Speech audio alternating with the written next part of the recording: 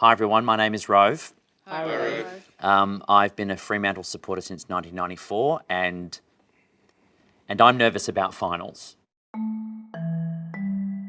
Let's get to know each other better if we want to go around the group. What about yourself? I'm Samuel Garces, and I'm nervous as too. Yeah, right. It brings flashbacks back to 2013 and 15. Were you there for 2013? No, I was watching it on TV. but Okay. You know what it's like, the emotions and the struggles. I do, yeah, sure. It hurts. I've been a member for a long time, 26 years now, and I'm absolutely in denial as to where we are right now.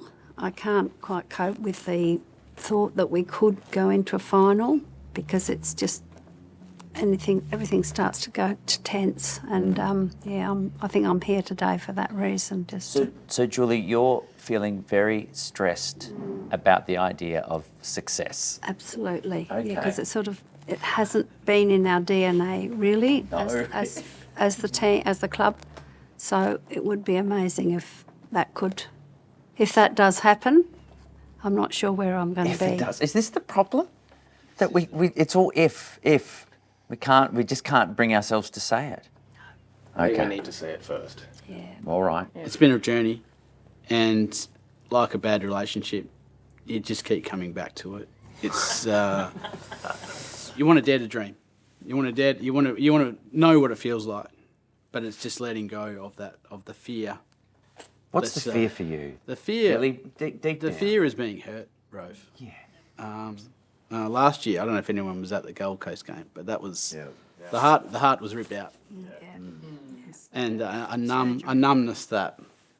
A point, Yeah. a single point. Yeah, it was a long summer, and here we are, almost 12 months later, and we're sitting in lofty heights. Yeah. We don't know we don't know what to do. We don't. Do you think that's it? We just don't know what to do with success when someone gives it to us? Exactly. How would it feel, yeah. We could be 90 points up with the 29-minute of the last quarter, and I still won't call it. No. Got to wait. Are you in charge of Wolfie time? Is that how it I'd works? love to be in charge of Wolfie Yeah, time. right. I'd hit it in the first quarter. If I was And who have we got over here? For me, it's a roller coaster. So I don't know what's worse, to be honest. I think the worst part of it is when you go to work and everyone just throws it at you. So you cop it at work for being a Fremantle supporter, even when they're good. Yeah, even when they're good. Yeah. So have you been copping it this season? Not too badly this season. But it's always the same thing, look at your empty trophy cabinet when you beat Collingwood. And it's like, well, when you beat the Eagles, it's like, oh, yeah, but your trophy cabinet's still empty. And it's like, come on. And hello next door. I remember the day that came on telly, this hideous jumper was unveiled. It wasn't great. This equally hideous song, and I went, that's my boys, that's my team. I don't think any of us knew what a Docker was to begin with. No, there was talk of Mariners and Yeah. Dolphins and... There was Sharks for a little bit. They thought the East Yeah. Fremantle... But yeah, like people have said, you can be on top of the world and Freo supporter and still completely terrified. But the thing about Freo supporters, we've been so happy. We're so happy to be Freo supporters, and even through our limited success.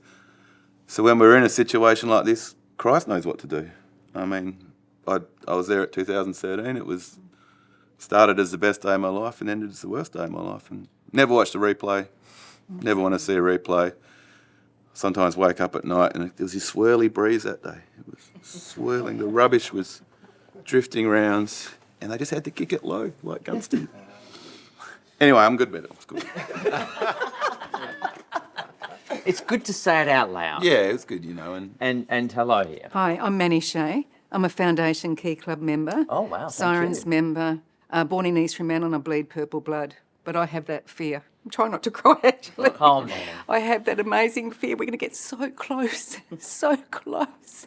And I know we've got all the skills behind it, but the emotion and the build-up to this game, I'm petrified. But happy at the same time if that contradiction works. Oh, And I Manny, the think- shift I just saw in you. I think thought the you were about to shift- cry, and then the a smile shift- came up on your face. And that sentiment around our circle this morning, so nice being with fellow people who share the amazing happiness and also the despair and everything else in between.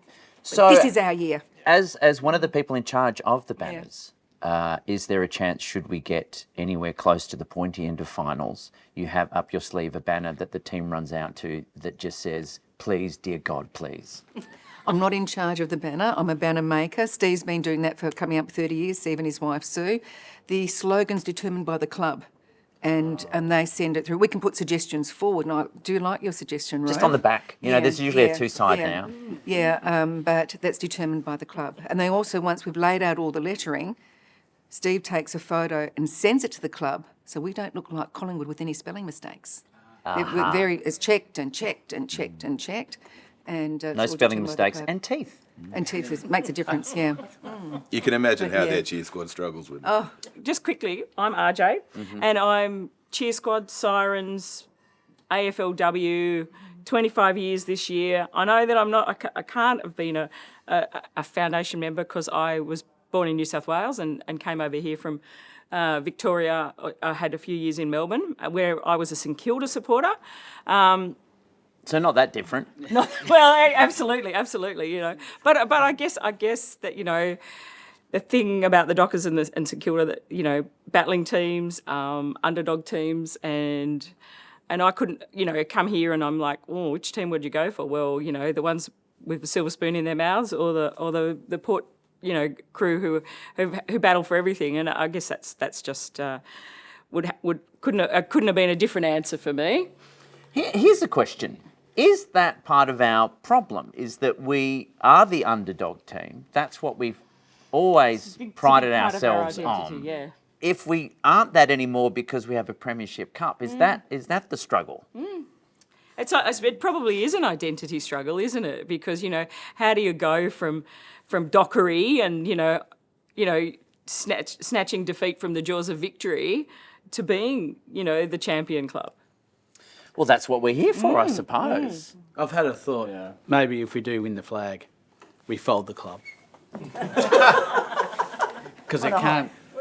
Let's just end it there, guys. Let's end the trauma. So what do we have as superstitions, rituals for each game, and how much do we think it has truly helped this year? This is my playing strip, and if they win, it doesn't get washed.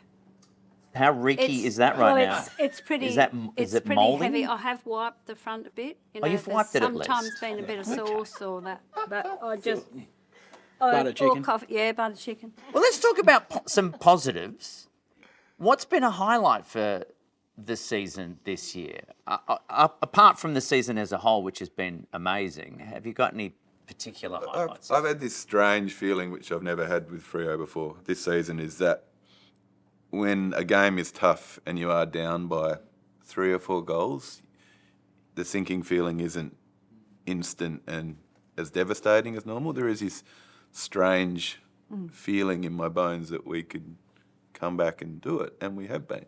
Like even as recently as last season, even if we were in front in the final quarter, I had no confidence. I just couldn't allow myself to be comfortable. Yeah. But now, even if we're behind in the final quarter, I feel we can, you know, get down into it and Spot on.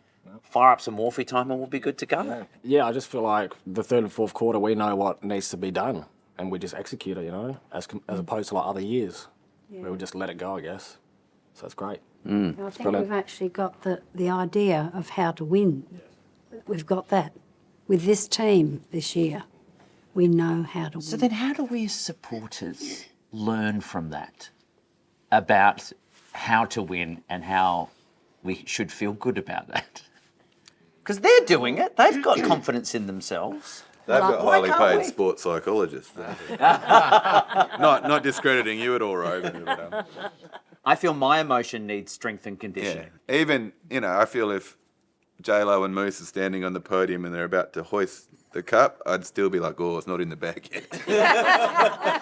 Not till it's up, and I'll read about it tomorrow, and I've watched 7 replays, will I believe it's happened. But No, yeah, I kind of agree. Like, I think it's exactly like you said. I don't think you can change it, to be fair. We've been through a roller coaster. And Alex, do you like roller coasters? Yeah, I love roller coasters. Okay, is that part I of suppose the joy it's- of being a Fremantle supporter? Yeah, going back to what we touched on earlier, I guess that for me, it's, I love football. I love, it's our national game. So it's part of being Australian.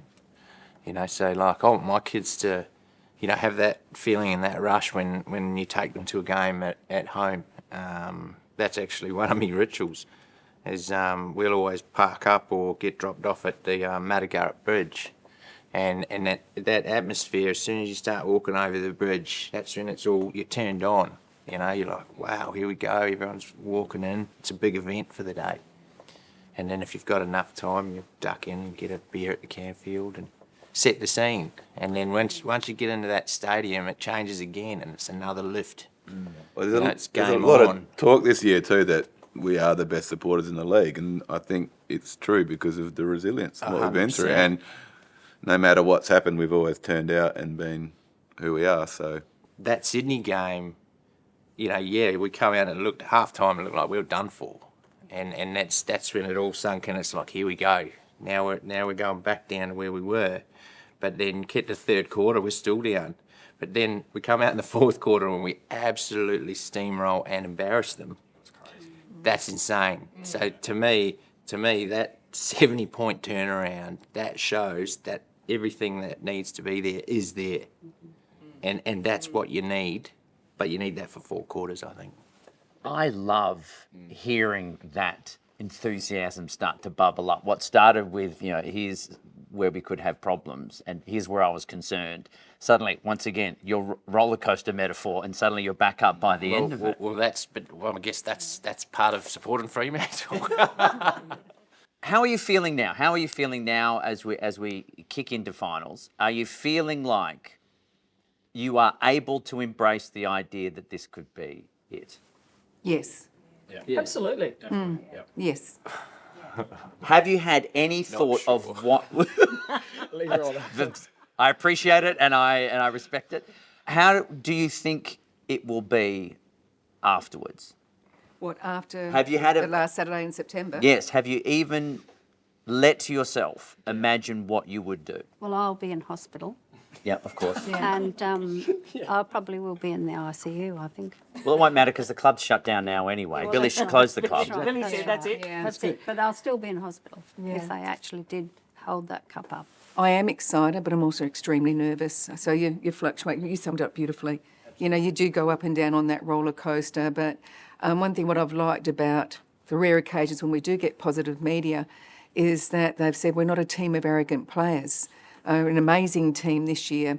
And I love the fact that the Glory boys in the front line are holding their own. Our amazing centre boys are holding their own, and our back line defence are holding their own. There's no one superstar like a Harley Reid, for example, who's monopolising it all. They are a true team, and a true team can pull this off. I'll ask you, Audrey, do you think success will change the club? Is that what we're worried about? I think Deep sigh. I honestly think the club has already changed. I think that recruitment, coaching, strength and conditioning, culture at the Dockers is you wouldn't recognise it from 2013. No. This team has been built up to now be able to be successful, and I think I nearly didn't get invited because I guess I'm a bit of a glass half full girl at any rate. But, I do believe that we can have success. Does that change our culture? I don't think it changes it from now. I think it changes us from our beginnings and our roots. And I think that there will always be Pav passed out in the back of the van, from his first training run. The South Fremantle change rooms, has anybody run out to play a game there? They are just shit. Oh, yeah. They are absolutely I'm glad the our pits. women are not playing I'm there glad anymore. they're not playing there anymore either. What we've come from, and we've had absolutely nothing. And I heard a quote recently that Fremantle are the red-headed son-in-law of the AFL, and I do believe that it really resonates. That nobody wanted us in the AFL. Nobody wants us to be successful. We've been the whipping boys, but I think that that to come through that to the place that we are now is actually owning that, you know, like insults. You take the insult and you own it and you wear it with pride. You stoke the fire. You stoke, yeah, That fuels the fire. And the resilience. The players, they talk about the connection. It's about the connection. It's about the team. Nobody's making decisions about their stats or, you know, their reward. Murphy Reid took his Glendinning Allen medal off because it's not about that, it's about the team. There's no chinks in that armour. Whether we win the premiership this year or not, it doesn't change the fact that we are a great football team. You know, I'm a bit of a Star Wars tragic, so when Me too. when Darth Vader strikes down Obi-Wan, he says, "You may strike me down, but it'll only make me stronger." I feel that's us. We're hardwired for resilience. I think that's one of our key words in this group. We're just hardwired for resilience, and it just seems that we just keep on going. Every one of us here, if it goes balls up this year, we'll be back there round 1. Well, of course, we wish the boys the best of luck, but more importantly, good luck to all of us as we head into September. Thank you very much, my friends. Thank you. Here we go. Clap it out. Group hug. Group hug. Group hug. It's going to be okay. It's going to be okay. Go Freo!